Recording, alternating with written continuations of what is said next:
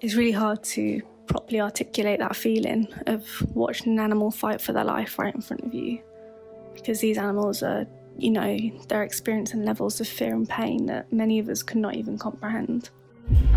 It's okay. It's okay.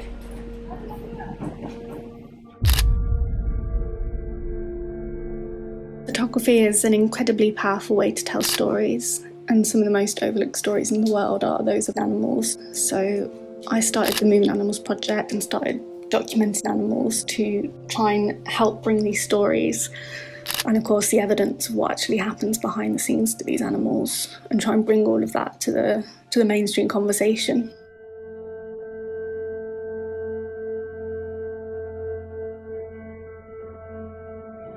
One instance of this that really stands out to me is from when we were documenting the dairy industry in Sri Lanka. So there is loads of Western corporations that are pumping these huge sums of money into expanding the industrial dairy sector there. And of course, the animals are suffering terribly because of this. So we documented at one point this really heavily pregnant cow who was just laying on her side, and she was kept chained by her neck. And she was watching me the whole time, and your instincts want you to help her, to unchain her, to take her to safety, but you can't. So all you can do is try and tell her story with as much compassion as you can.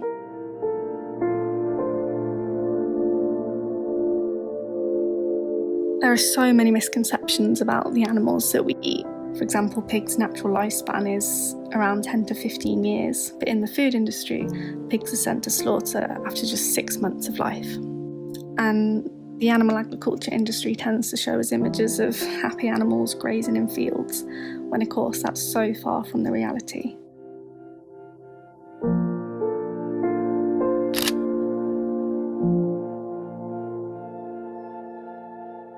Every year there are billions of land animals and trillions of aquatic animals that are killed for food. And when confronted with these absolutely huge numbers, it can be really hard to picture the individuals behind the stats. And so I hope that my work and my photographs can help bridge that gap a bit and allow others to really see the individual behind the numbers. Animal photojournalism is really helping more and more people around the world to sit up and take notice of the issues that animals are facing. And because of that, I think we need more and more photographers focusing on these animal stories. And this kind of photojournalism, it is a growing medium, and that is only possible because more people are starting to pick up their cameras and shine a light into some of these really dark, scary places.